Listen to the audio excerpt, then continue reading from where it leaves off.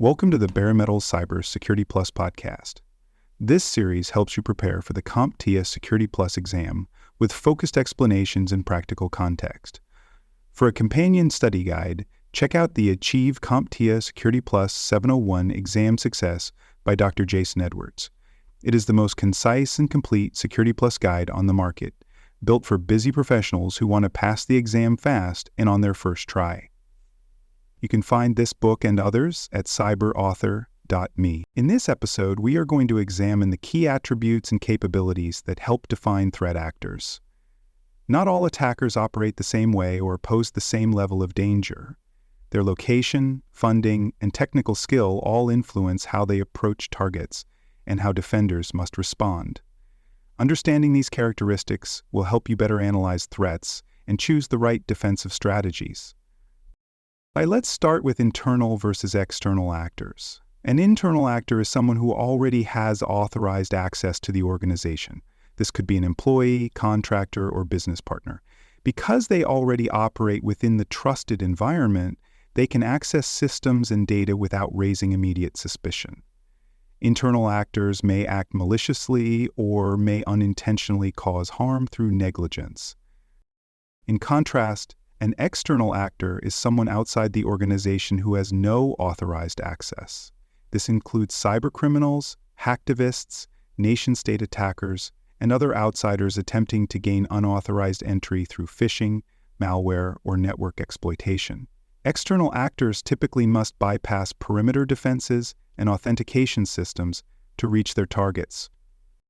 The key difference between these two groups lies in access and visibility. Internal actors already have credentials and understand how the environment works. External actors must find ways to break in. That difference has a major impact on how security teams build their defenses. Case studies highlight this difference clearly. In one incident, a disgruntled employee copied sensitive files before resigning and leaked them to the public. Because the user had legitimate access, the breach went unnoticed until the files appeared online. In another case, an external group used a phishing campaign to steal login credentials, then used those credentials to move through the network and deploy ransomware. The first case illustrates an internal actor abusing trust. The second shows how external actors can break in and escalate privileges. Now let's examine the role of resources and funding. The amount of money, equipment, and personnel available to a threat actor significantly affects how dangerous they can be. Highly resourced attackers, such as nation-state groups and large cybercrime syndicates, can develop their own malware, buy access to zero-day vulnerabilities, and sustain long-term operations across multiple targets.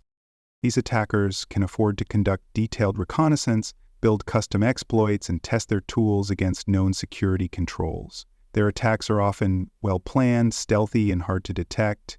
In some cases, they may also have access to physical facilities or insider collaborators who help them bypass defenses. On the other hand, low-rank attackers may rely on publicly available tools, recycled malware, or simple social engineering techniques. Their operations are often opportunistic rather than targeted. They may look for outdated software, exposed databases, or weak passwords that allow easy entry. Despite their limitations, low-level attackers can still cause serious damage, especially when organizations fail to maintain basic security hygiene. A misconfigured cloud storage bucket or an unpatched web server can become an easy target, regardless of the attacker's funding or experience level. Real-world examples reinforce this point. In one case, a large financial institution was hit by a nation-state actor using advanced persistent threat tactics. The attackers moved slowly, gathered intelligence, and exfiltrated data for months before being discovered.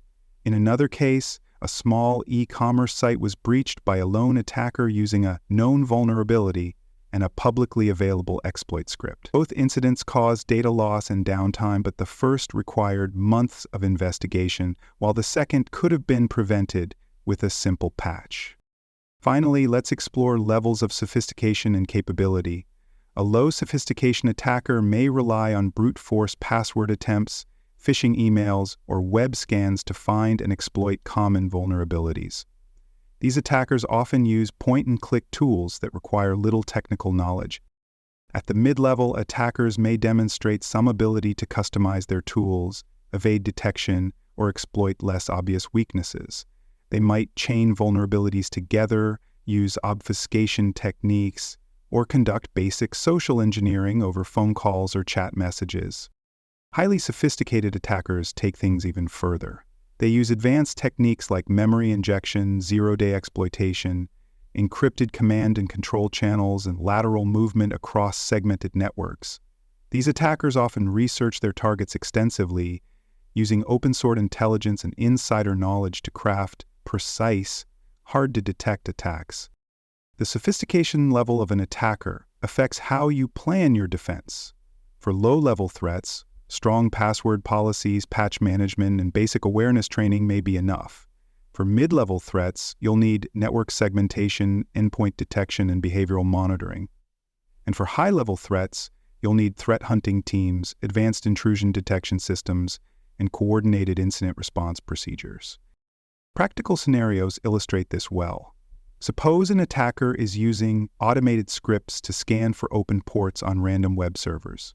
That's a low sophistication threat, and a firewall or intrusion prevention system might block it immediately. Now imagine a different attacker who gains access to an internal system, escalates privileges, disables logging, and silently exfiltrates data over several months. That's a highly sophisticated threat, and it requires deep visibility and mature response capabilities to detect and stop. As you study for the Security Plus exam, pay close attention to how threat actors are categorized by access, resources, and skill. Know the difference between internal and external actors, and understand how funding and sophistication influence the threat landscape. The exam may ask you to match scenarios to threat types, compare levels of capability, or recommend defenses based on the attributes of the attacker. Think critically about how different threat profiles demand different levels of preparation. Thanks for joining us for this episode of the Bare Metal Cybersecurity Plus podcast. For more episodes, tools, and study support, visit us at baremetalcyber.com. And before you take the test, make sure to check out the practice questions in the book Achieve CompTIA Security Plus SY0-701 Exam Success by Dr. Jason Edwards. They cover every domain and are a powerful way to lock in your knowledge.